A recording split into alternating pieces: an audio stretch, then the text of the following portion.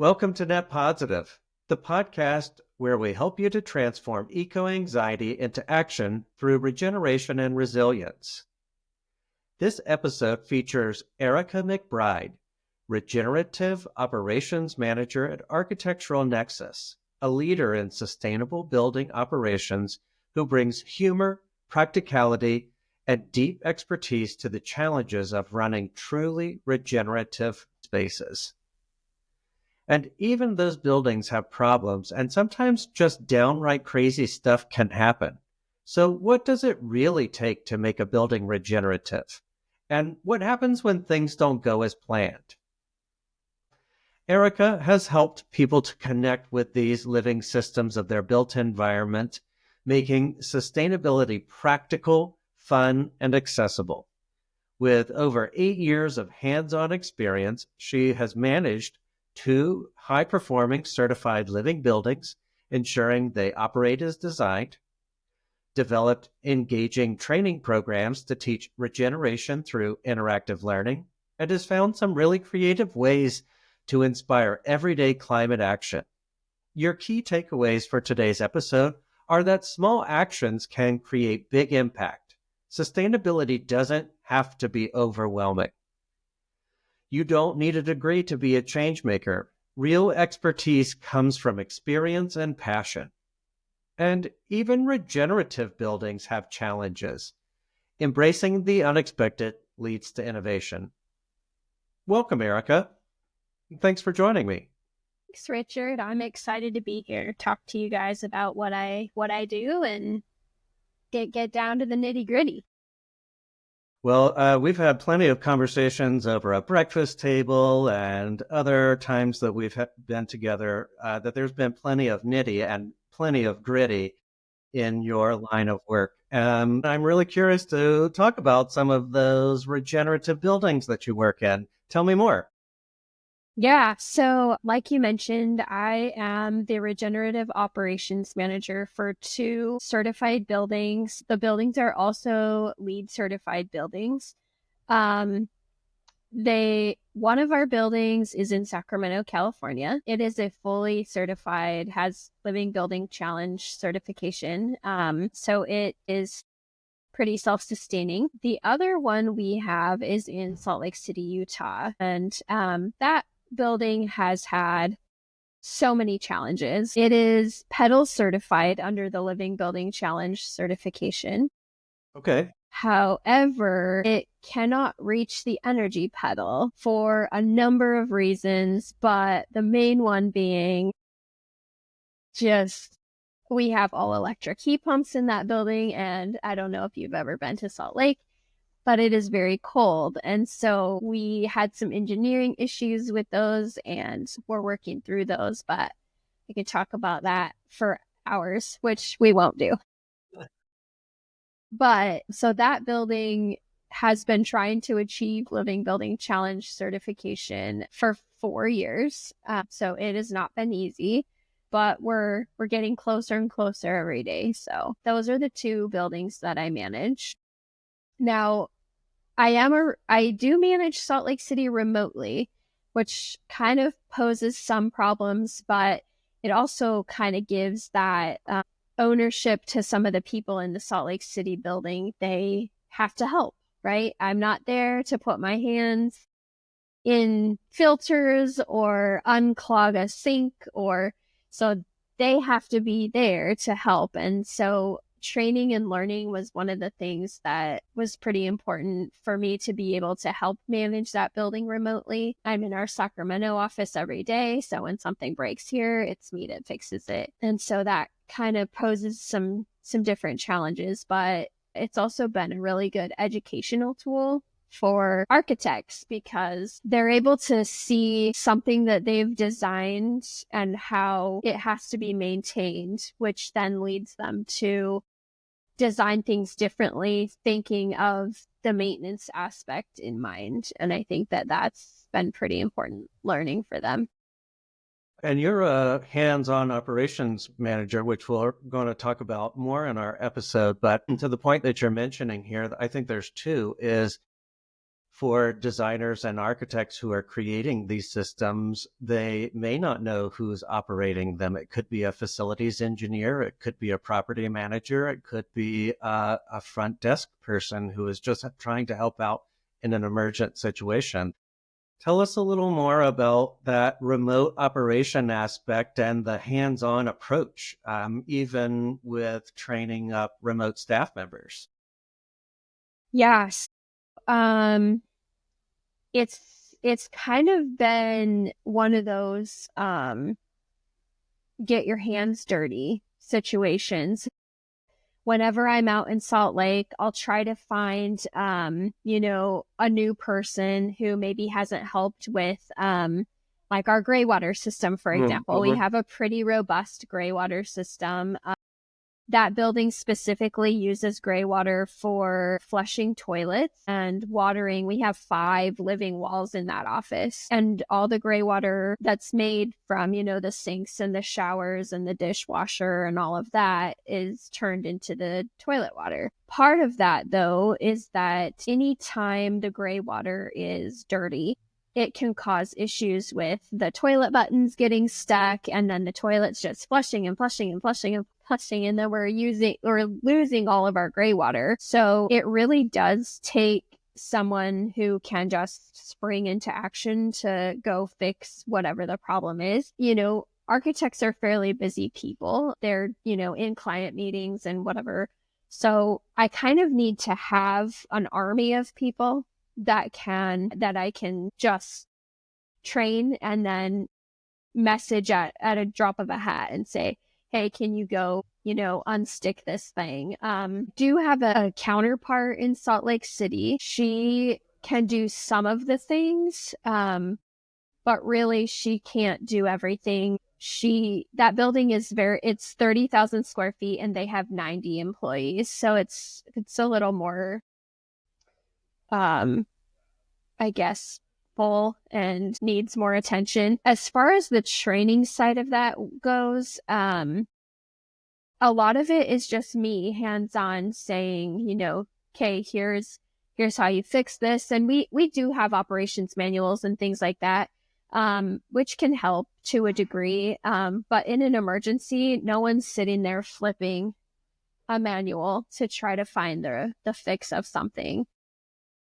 So I think really it's been just me teaching hands-on, getting people's hands dirty, and trying to show them not just how the system works, but the importance of the system inside of the ecosystem, which is the building, right? I have like a whole tree of questions that's come out of this. One is about the ick factor. And if you have to be very upfront with any potential hires or whatnot, that there's maybe a more close relationship with our natural systems, but also too, how intense that may be in just knowing a lot of different types of systems and the interconnectedness there.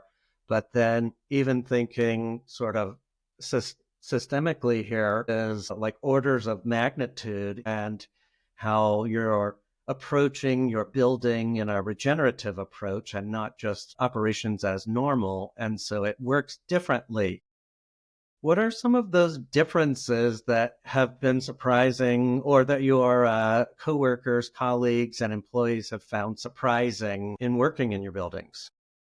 Yes. Yeah. Okay. So yes, there is an ick factor that goes along with regenerative buildings. In our buildings specifically, we have a vacuum flush toilet system similar to something you'd use on like a cruise ship or an airplane or whatever. Part of that though is that operations as normal, people are used to, like, for the lack of a better way to put it, some people flush feminine hygiene products down the toilet. These particular toilets have something called a macerator.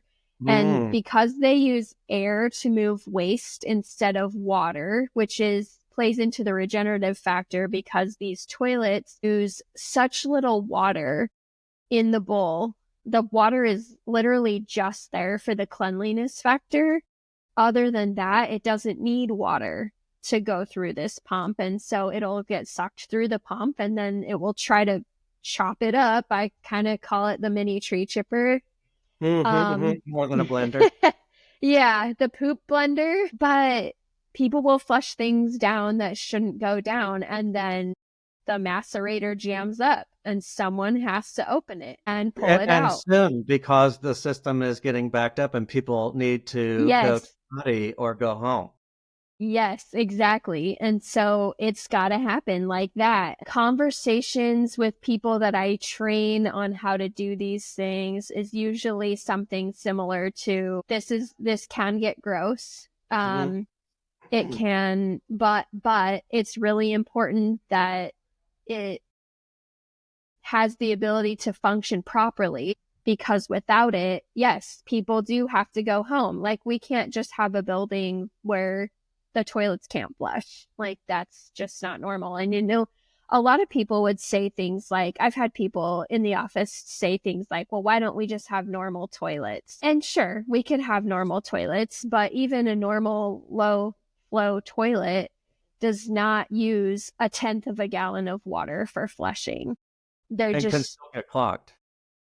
yeah, and can still clog, can still create issues. And so a lot of times the way that I like to explain it to people is to say, we're not just trying to do less bad. We're trying to make this building and this ecosystem completely regenerative. And part of that is that we are able to supply our own water source.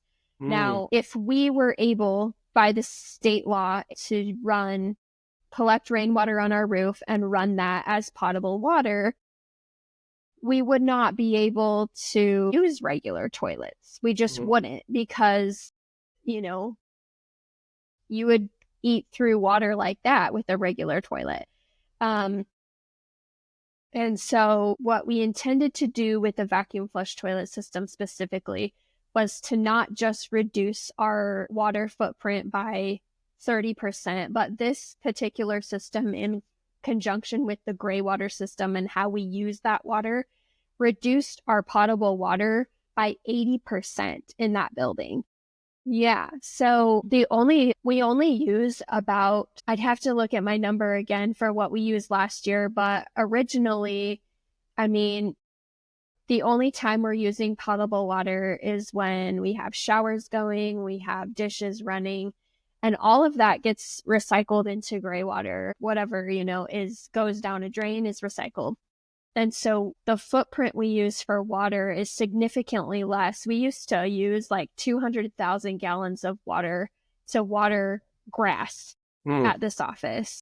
And in the end, what's the point of that, And so I think getting people to understand the why is the hard part sometimes. But once they understand the why, every weird little thing that you have in your building, a vacuum flush toilet that can clog sometimes, or a gray water system, and maybe my toilet water isn't crystal clear, doesn't matter, right? Because ultimately, you're just trying to do what's best for the environment around you, and you're also trying to use the building as an educational tool for what buildings can be. If you think about it, like in the grand scheme of things, right? If all buildings even just recycled their potable water and then flushed with it, like, how much extra potable water would the world be saving? Yeah, like so much. And so, I don't know, trying to get people to understand the why is a little hard. The ick factor does play a role a little bit, but ultimately these buildings aren't any more icky than any other building. And then for folks like us, do you think you find passionate people? Yeah, I think so. There's been a few times where, I've trained somebody and they're like, I can't do this anymore. But for the most part, everyone that understands the why understands why it's important to do it the way that we're doing it. And so I think that it's a mentality shift, really, to say, okay, we made this collectively as a firm, we made this small change in the way that we operate we'll just use the toilet, for example, since we've been talking about it, in the way that we operate our toilet systems. And because of that change, we're saving a ton of water, for one. And some people, you'll still have people that won't like it. That's just the way that it is. People whose mindset is stuck in the way that they've been used to seeing it versus the way that it can adapt. For the most part, though, a lot of people in our firm have learned to adapt, and they understand why it's important to recycle. They understand why it's important to minimize the amount of things that they're using. And then, obviously, because they're creating those habits at work, they take those habits home and they start creating those habits as part of their lifestyle. And I think that really makes a big difference in the way that regenerative life can be, right? Well, I think that's a good example to your point of small actions and big impacts. Do you see that the story, you've mentioned kind of through lines to a story. Do you think that story and storytelling is important in this work? Yeah, I do think,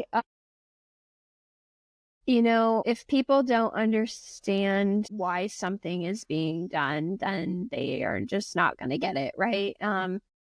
There's a story with every single building. We talk about the Living Building Challenge. The place pedal within the Living Building Challenge talks a lot about your place, not just your place in the world, but your place locally and what that place was before you, right? And gets you to really think about that. And I think every building has a story, whether it's a retrofit like our buildings or whether it's a newly constructed building. That site had a story, the building has a story, and architects are really good at building storytelling into their designs. But there's also storytelling within operations and regenerative operations specifically. Every little lesson learned is a story. Every little thing that you would tweak or change or do differently is a story. And architects are very good at their telling their story about the building, right?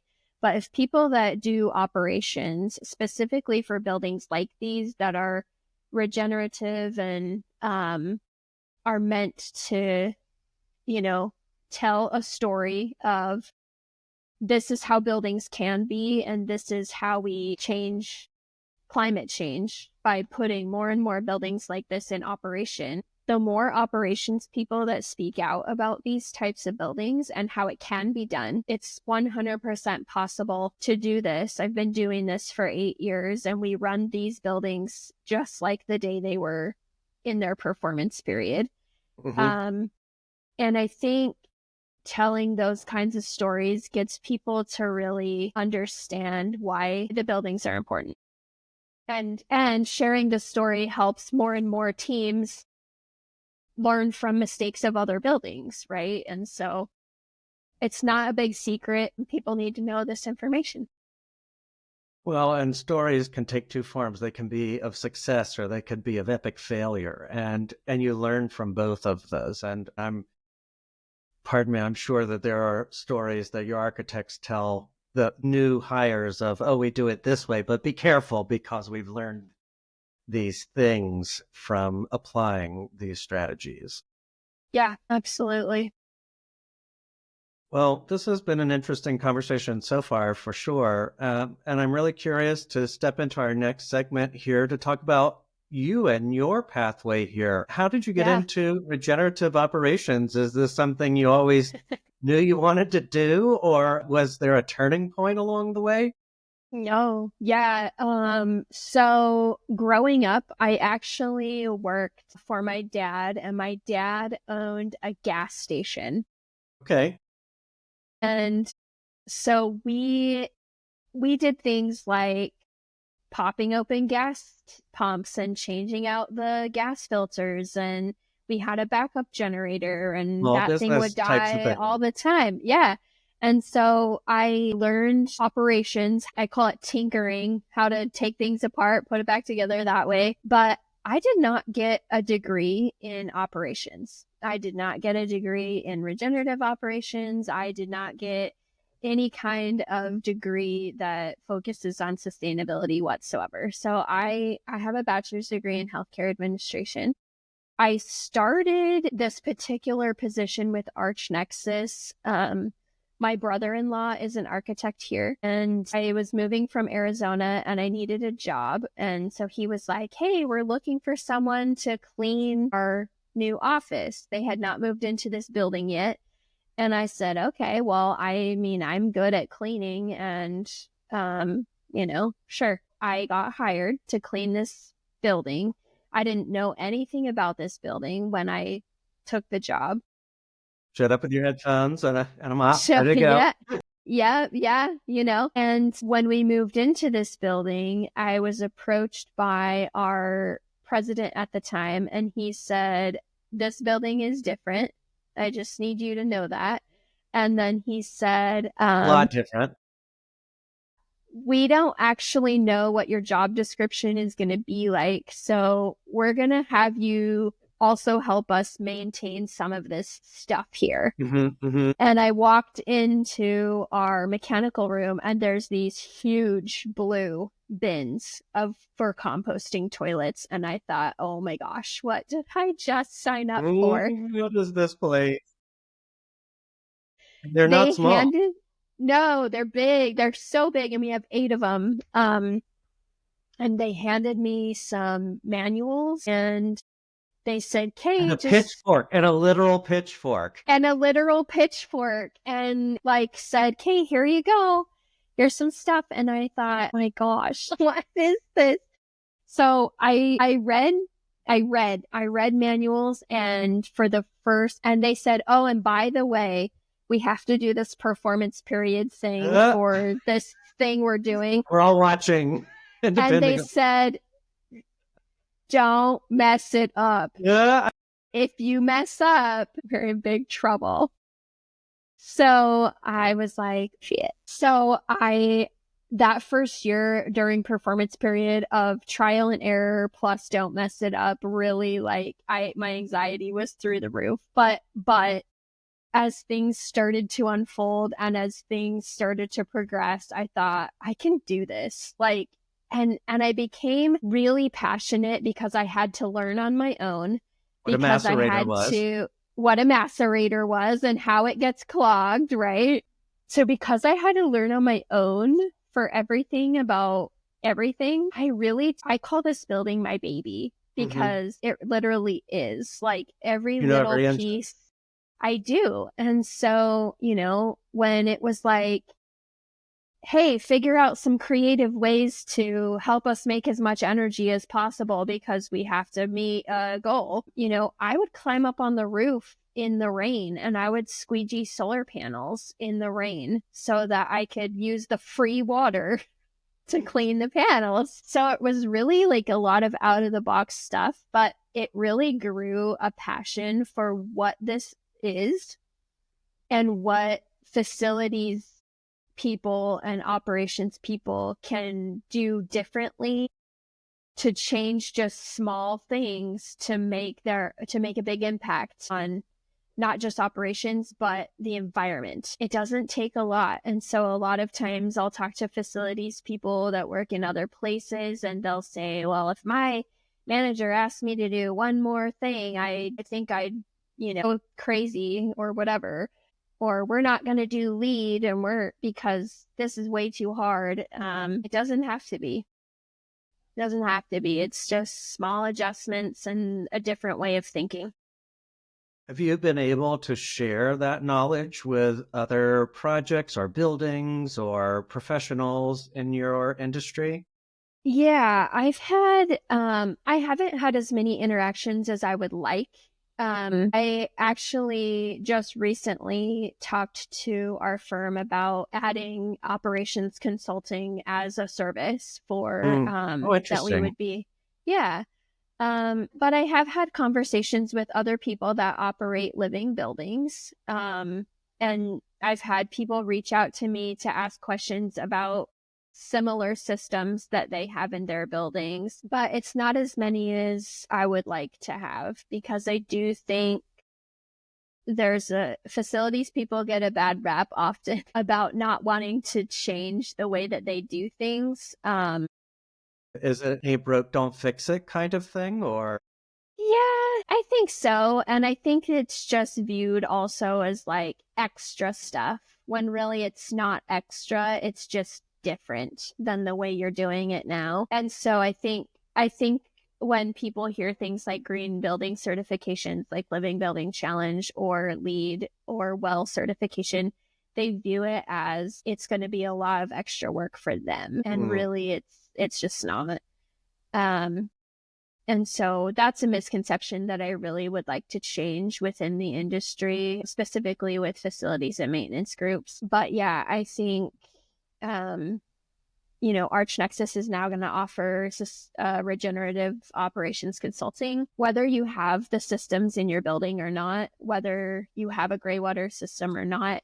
It's not even about that. It's, green cleaning is a big deal. Materials is a big deal. And so even small changes like specifying good materials in your building or having a green cleaning policy can make a big difference on things like indoor air quality, which matters for people. And so I think, having those types of conversations with teams, you don't have to have a gray water system or a composting toilet in your building to make enough changes to matter. And so I think having those conversations is important. well, this is quite the pathway. How has your experience shaped your commitments moving forward? Yeah, I wish that there was more things that I could do. I operate the two buildings, but I've since been diving pretty deep into getting a lot of green building certification credentials. So I'm an LFA, a Living Future accredited professional. I am a lead green associate working on my AP test next week, and then I'm a well accredited professional also.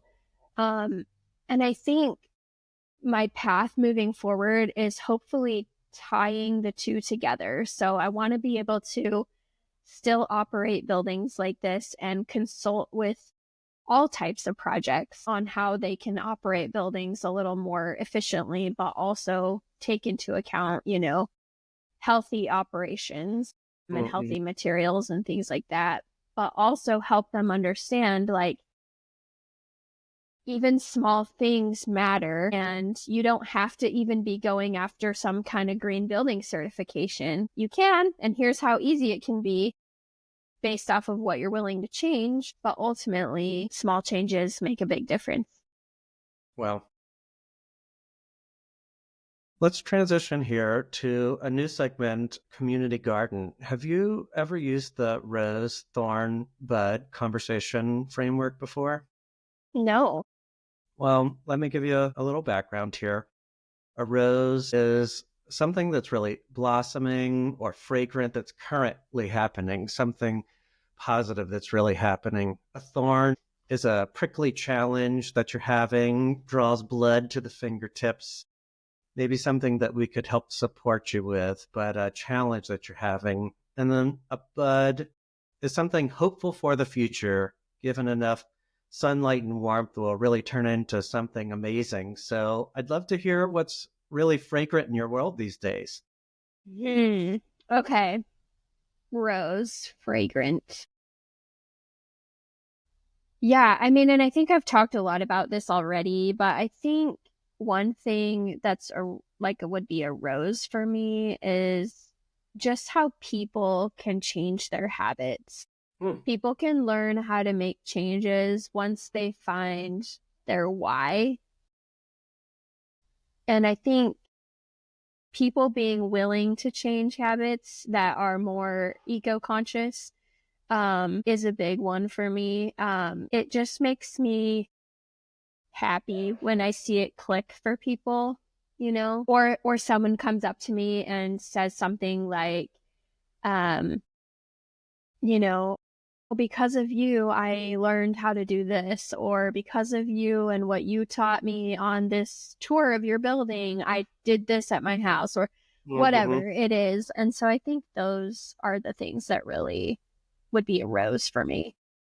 I'm imagining this scenario where you invite one of your friends over to one of your building tours, and then they get to see firsthand why, if you're like me, very enthusiastic around these high Yes. performing buildings. I I learned get, that, I get, yeah, I get pretty enthusiastic, pretty excited about it. I'll pull done compost out of the bottom of the bin, and people will give me the yeah, side eye, guys, but I'm just like, look at it. I made this. I bet that shock factor is definitely part of the educational experience, though. Yeah, for sure. Has to be. Hmm. Well, I know. Oh, go ahead. I was just going to say Thorn, right? Where But Thorn yeah, is next. we've talked about some of the problems you've had both at Yeah. your work, but please don't be limited to that. Is there any prickly problems you're working on? Yeah, well, so I've been working fairly hard on trying to figure out how, at least in our Sacramento building, we can turn our rainwater into potable water. Okay. And that's just been the prickliest for me, I think, because the federal and like local government laws are just not there. And Hmm. and no matter what case you make for it, they're just like unable to hear it right now until it becomes a major problem. And then it's like, oh, maybe we should start listening to people about this stuff. And it's like, that's just so pokey for me. And I don't know how that's fixable without just continuing conversations with those people, bringing data, maybe testing, let me test my rainwater and bring you some and show you that it's clean. um, Other than that, though, I think a lot of people face that challenge in this industry, just having these grand ideas of wanting buildings to be something different and then code enforcement or laws just kind of smacking it back down to reality. I remember that was one of my sort of paradigm changes is to do these high performing buildings properly are oftentimes illegal. Mm-hmm.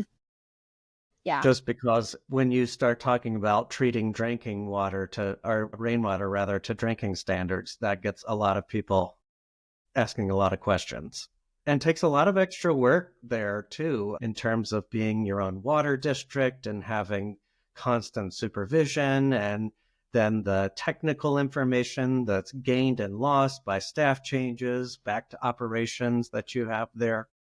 Yeah. Definitely a lot of Yeah. work there. It's tricky. Well, you'll notice here I like to swing up here with the bud. What's hopeful for the future? Yeah, Bud. Okay, so we have a lot of tours that come through both of our buildings, just a lot. And lately it's been students, which is really cool. We have students from the University of Utah that will come tour our Salt Lake office, students from community colleges locally in California and Sacramento State that Mm-hmm. come tour.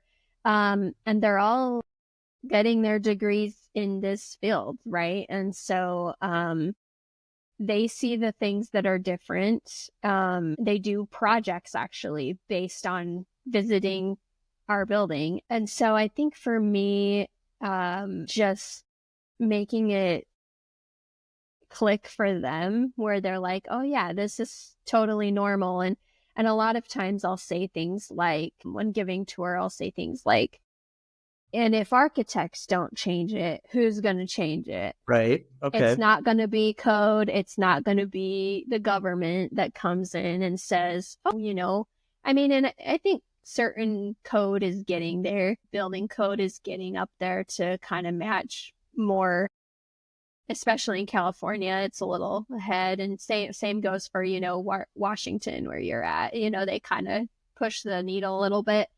But these kids that come tour here are just, they're in awe of, dumb little things like we have a solar tube poking out of our You have a lot of them. ceiling. We do. And they'll be like, oh my gosh, what is that? And our favorite thing to do is say, and if Welcome to you daylight. notice, yeah, there's It's that no, white thing in the sun, in the sky. yeah, there's no artificial lighting on in here. And they'll go, whoa, no way. Like, yeah, we don't have any lights on in here. We almost never do. Sometimes it can be bright. Yeah. And it's okay to not, you don't have to like blare lighting in here. And so they just get so blown away by like the smallest little thing. But it makes me happy to see them see the change that's needed in the industry.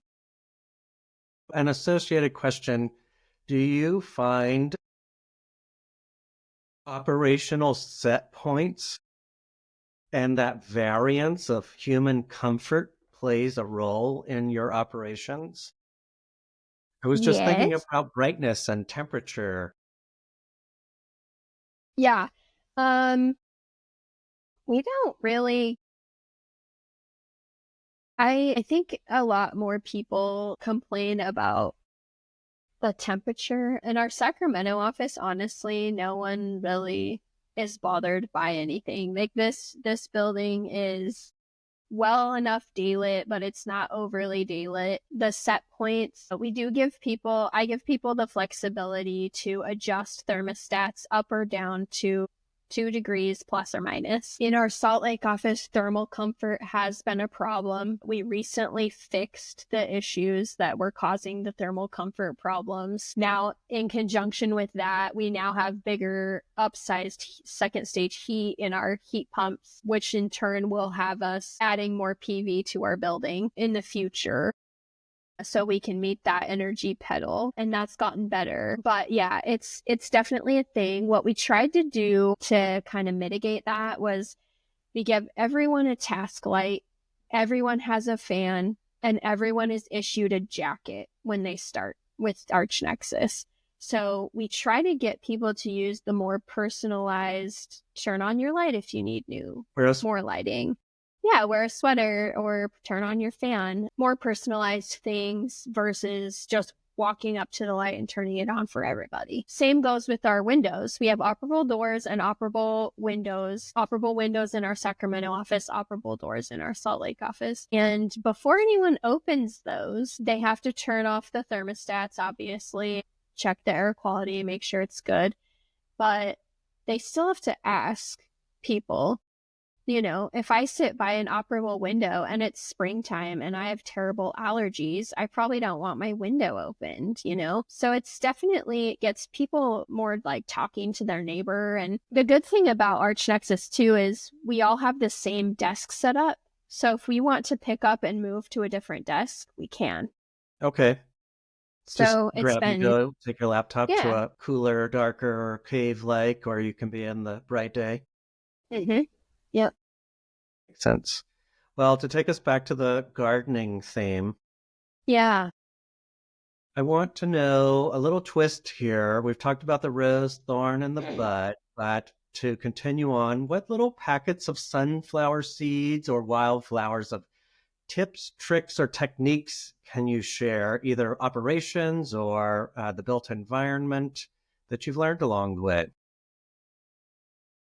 Yeah, I think for that, I would just say start somewhere, right? Like find a small thing that you feel like you could get better at. Maybe it's I really suck at recycling because I don't know what can and can't be recycled in my area. Maybe I will learn what can and can't be recycled in my area and then do better at recycling those things. Or maybe it's, oh, I don't compost at home and I would like to learn how to. So I'm going to start. So it's just start somewhere. Start somewhere, find a small thing. Doesn't have to be anything major and just start there. Even things like I'm going to thrift my clothes more. and I'm not going to buy fast fashion, or I'm going to flip a piece of furniture that I have in my house rather than going and buying a new one. Just starting somewhere. And I think in this industry, there's a lot of pressure to be perfect. If you're not doing all the things right, then, there's pressure for that. Or maybe it's, I'm not a vegan, so, I feel pressure to be a vegan, but maybe it's just have meatless Monday. There's enough small things where people can change that don't have to be big. Yeah. And a good kind of reflection to your point of start small.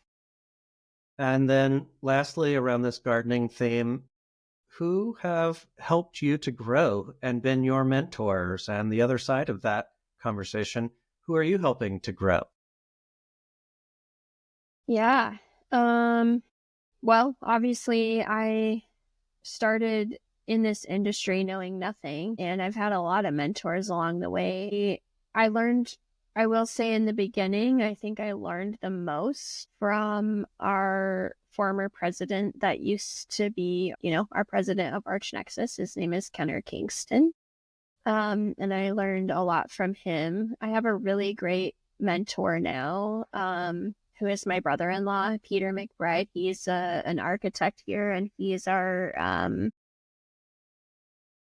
director of sustainability and regeneration. And so he teaches me a lot about not just operations, but, how operations works in conjunction with design. And someone I think I am mentoring, since starting with ArchNexus, I've actually become an associate in our firm. And so mentoring is a big deal. Thank you.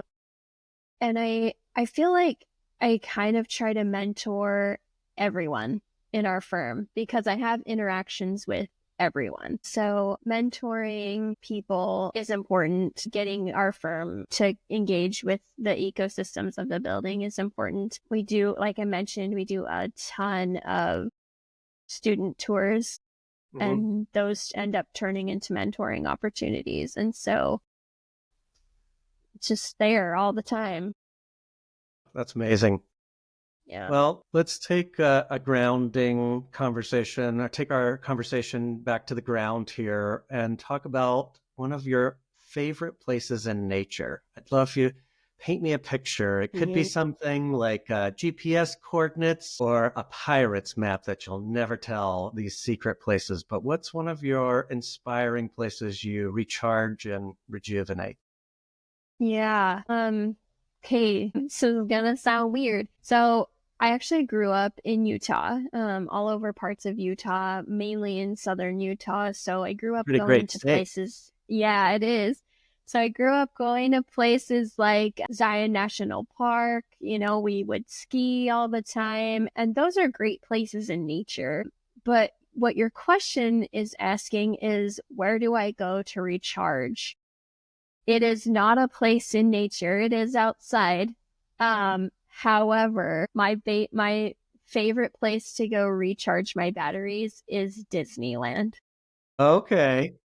It is outside. They're Yeah, recreating a lot of nature.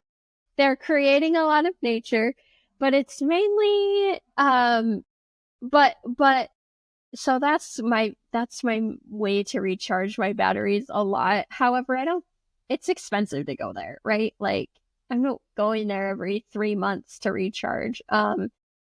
Northern California is where I live. So I go to a lot of places in Northern California. Stinson Beach is a favorite. Lake Tahoe is a favorite. Just kind of all over the place. Any place where I don't have cell service, and any place where I can just sit and kind of. And then I'm going to ask the same question a slightly different way. Where have you been excited to take your children to nature, to show them? Yeah. Because you live so close to some quite monumental geo features. I'm curious, where have been some of your favorite places you've taken your kids? They've been like, wow. This place is crazy. Yeah. So one of the best places we took our kids was to Fern Canyon. I don't know if you've ever been to Fern Canyon, but it is, yeah, it's in Northern California, kind of near Eureka area. And it's a hike. You like go and hike, and you end up at this massive, like, wall to wall canyon that is covered in ferns, In covered. Ferns. Yes, in ferns. And that was actually one of the design inspirations we pulled from when we did all of our living walls in our offices, was from Fern Canyon. And we have a lot of ferns in some of our walls. And so we kind of incorporated that. But my kids just died to go to Fern Canyon. They loved it. They like would get in the water and walk through, the whole canyon and take pictures up close and do. And it was super cool, and they loved it. So Fern Canyon is a must. Was there, when you walk through there, is there a temperature change? Do you Oh, feel it yeah. on your Oh, yeah. skin? Yep. A big time temperature change. It's got to be at least 10 degrees cooler or more in that little canyon. It's awesome. Erica, this has been a fantastic conversation. Thank you so much for joining me here on the podcast today. We talked about how, you just complete the tagline here for the podcast of big changes start small. So it couldn't have been more perfect. I am just grateful for all the conversations we've had back and forth over the years, talking about different crunchy problems that you've been working on. You've taught me a ton just in our conversations about water and leaks and swimming through tanks, digging through all the nitty gritty, as you've mentioned. And so we'll drop links down in the chat for some of the places you've mentioned and some of the resource you've mentioned. But I hope that you'll come back for another episode and we can talk more. And remember, yes, everyone, big changes. Go ahead. I was just gonna say I'll bring our energy modeler next time. Yeah, Shruti. Shruti is fantastic. Fantastic. Well, everyone, please come back and join us for that episode as well. And remember, big changes start small. And we'll see you again soon.